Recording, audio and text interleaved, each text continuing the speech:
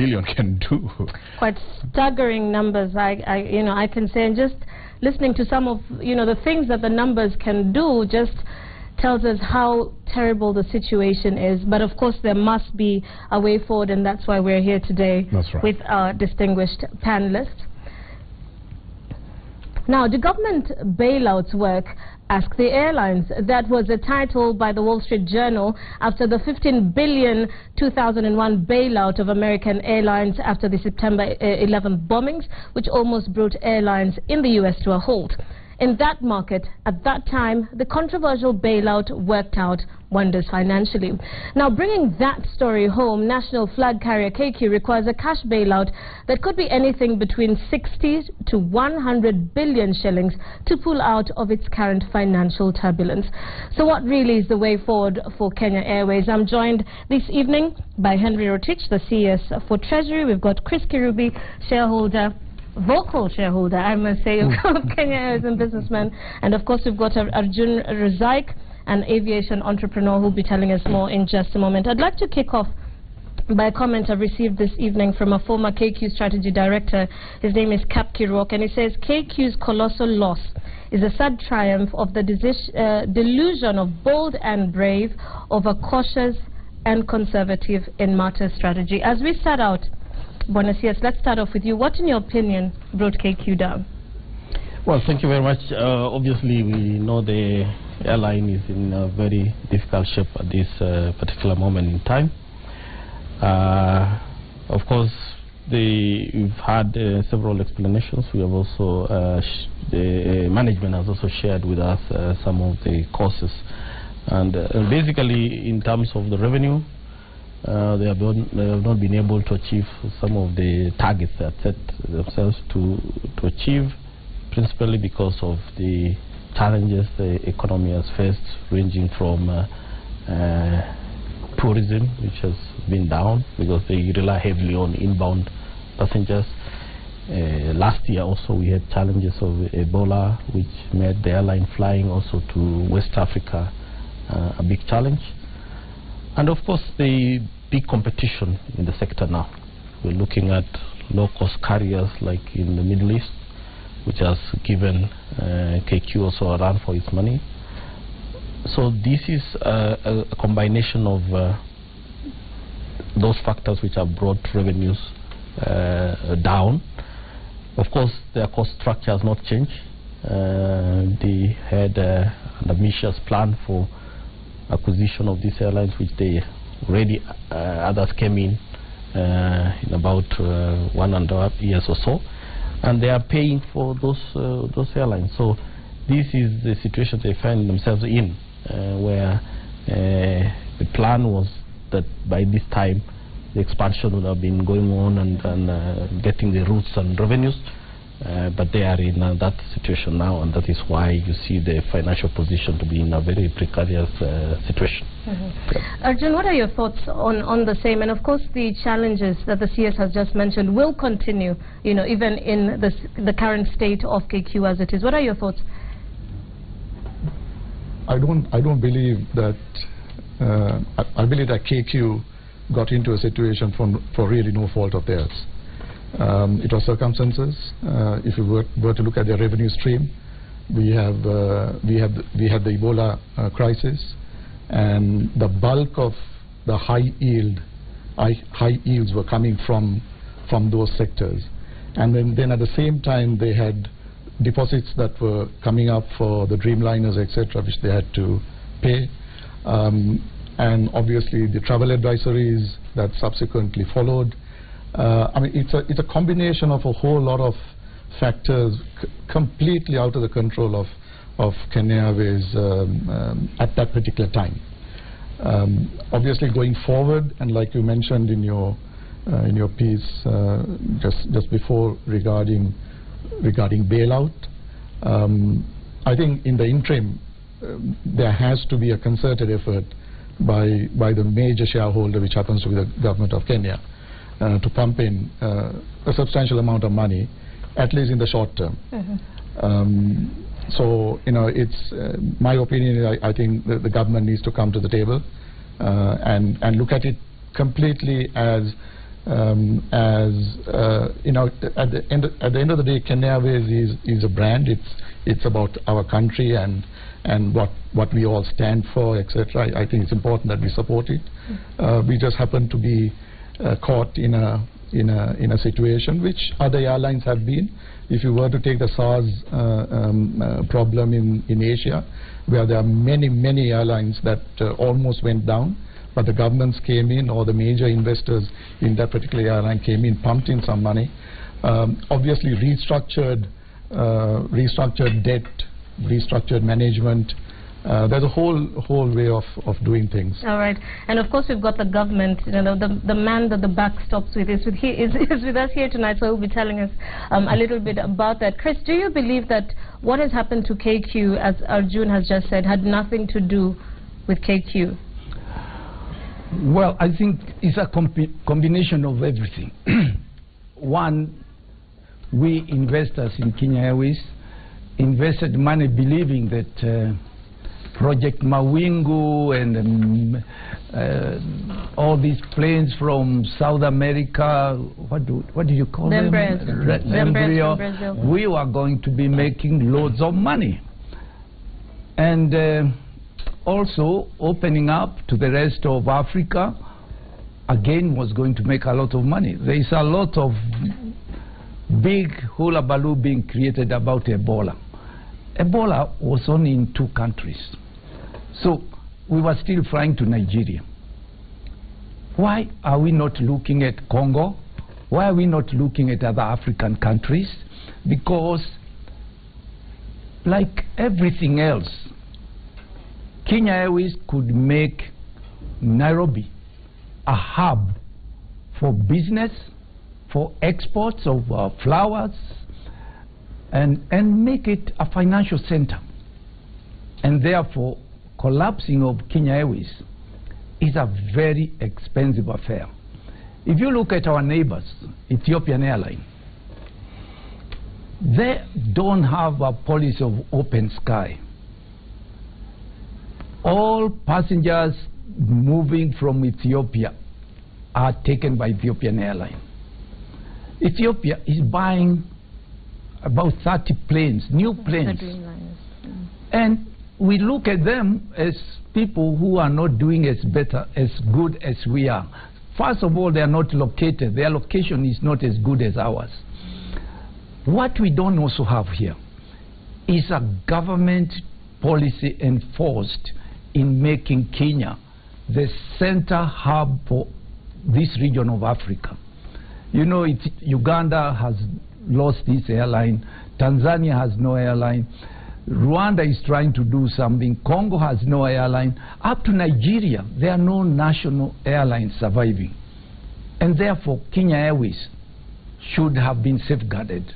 My worry is that who was advising them on financial calculations in entering such debts all at one time ago? And 2, why didn't they sell all these old planes which were very expensive to run before they got into this mess? Today, now, when they try to push these planes, people will buy them. They'll buy them at a throwaway price. Mr. CS, you have also the cost of money. Kenya Airways is taking debts in dollars, but their business is coming almost all in shillings. How do you convert shilling, which has lost 30% or more, to pay for your debt? And 2, how do you bring KLM, who is your competitor, to manage your commercial decision making, to manage your operations decision, and to take interest of their own parent company, and you rely on them to make money for you? It's like keeping a leopard inside the sheep's den, and they say, please, leopard, look after my sheep. Arjun, what are your thoughts? What are your thoughts on KLM? And I know that because Chris Kirubi, during the announcement of the results, was very categorical, and he says perhaps it's time that KQ cuts off its ties with KLM. What are your thoughts on that? I agree with Chris on, but there's much more to there's much more to it. The KLM agreement with Kenya Airways goes back a long time. Yes, I do agree that you can't have a leopard looking after your chickens. But at the end of the day, it's an agreement. There's a legal agreement between KLM and Kenya Airways. My personal opinion, I believe that they need to renegotiate that. There are certain commercial reasons as to why KQ is not flying to certain destinations in Europe, because that's part of the agreement that blocks them, because they need permission from KLM to fly to those particular destinations. It's obviously a dampener on your revenue, on your expansion. So yes, I firmly believe. But the flip side to that is KLM is the second biggest shareholder in Kenya Airways, almost on par with the government of Kenya. So it needs to be managed.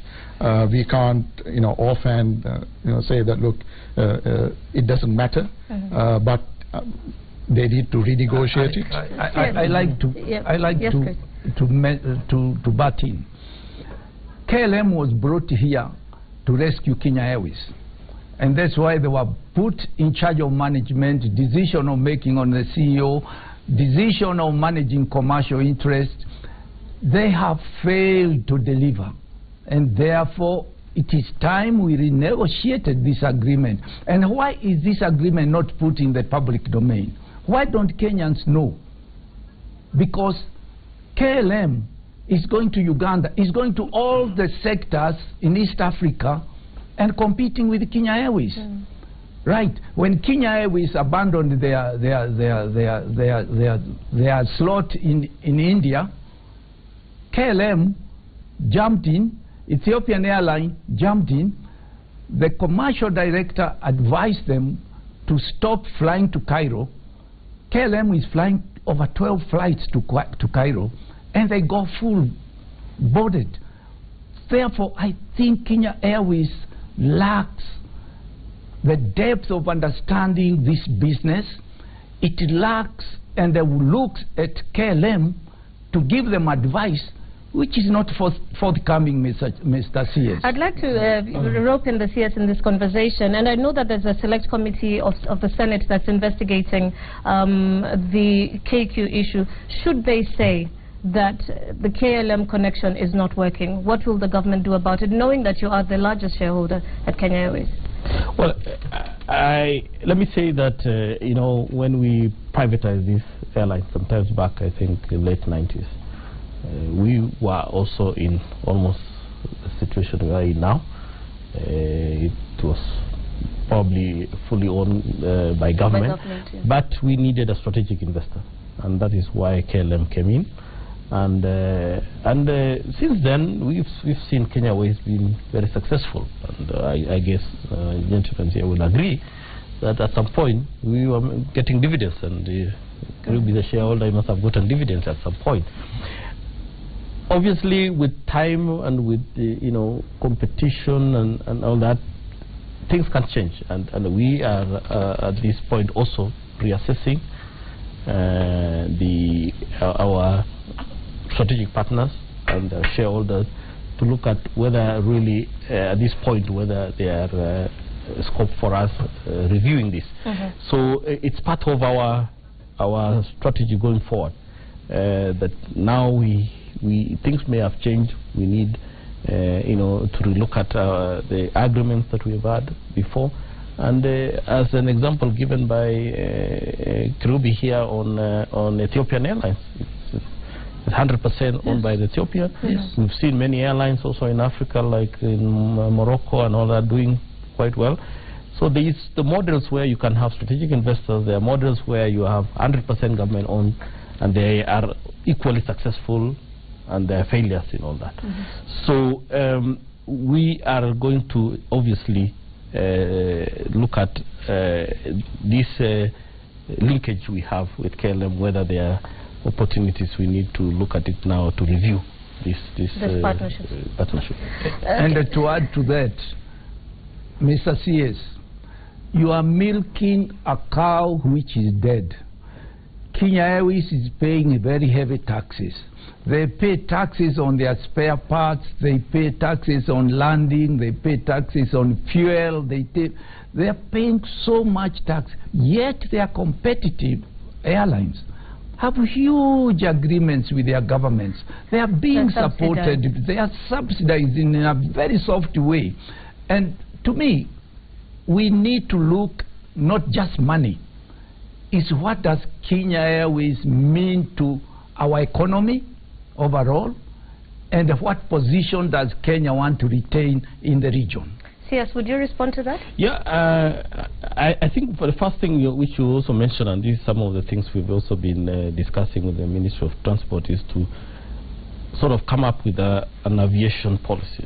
We have been talking of Kenya being a transport hub, which already it is, but we really want to capitalize on that comparative advantage we have. The way Dubai is doing, yes, for the airline and all that. So I think that policy needs to come in place so that we can now position our airline to take advantage of what we see as a benefit of that policy. So obviously it's part of the things that we are seriously looking and see what other things the government can do in terms of taxation incentives if that needs to happen, for the whole objective of making Nairobi a transport hub. We know the role of the Kenya Airways is very critical for us. It has worked well for us, making Nairobi an international hub, and we don't want to lose that status. And the airline business is very critical for that. So fully agreed, we will definitely take that into account. Chris, what about bailouts? I know you said that KQ is just borrowing and borrowing and borrowing, and even if they take the 25 billion or 60 billion or 100 billion, they're just getting into more debts. Doesn't matter how much money you give them today, unless we change strategy, unless we bring all the staff together and tell them, you have a role to save this airline. Kenya Airways pilots are the highest paid pilots in the world. Ethiopian airline pilots, every other airline pilots want to come and work for Kenya Airways. They are a very strong union. You cannot touch their benefits. The cost and benefit must match, and therefore I think we need a conference with all the workers at the airline. If we have to save the airline, we have to come up with a new mentality. There's a lot of tribalism in the airline. There is those from the lake and the others, I don't want to discuss who they are, which has caused a stagnation and a stalemate at running the airline, making decisions. Today, a member of parliament made some accusations saying, I'm fighting for Kenya Airways because I sell fuel to Kenya Airways. I have never sold 1 gallon of water to Kenya Airways, leave alone this fuel business he's talking about. Just because he belongs to some tribal element and he thinks I'm fighting for the rights of the airline to survive. I told people to work 2 scenarios. Kenya with a functioning airline, national airline, and Kenya without an airline. We will be suffering, we will lose our tourism, we will lose our exports, we will lose respect to the rest of Africa, who we are. This is a gold mine managed properly. What we need to do is go inside and look who understands this airline. Which people do we put on the board? Are they people because they are families, they are relatives, they are cousins of somebody, just to go there so they can get free flights? Who are the managers? Why was finance not advising the management on how to manage the debt? Those kind of things need to be managed. I'm sorry, we need to get in there. I've lost my money. I'm a big investor in the airline as a Kenyan, and I told everybody I will continue to invest as long as government invests to save the airline. All right, thank you. We'll take a very short break. We'll be back with this conversation in just a moment, and we'll be looking at what else can be done to bring back the pride of Africa. Don't go too far.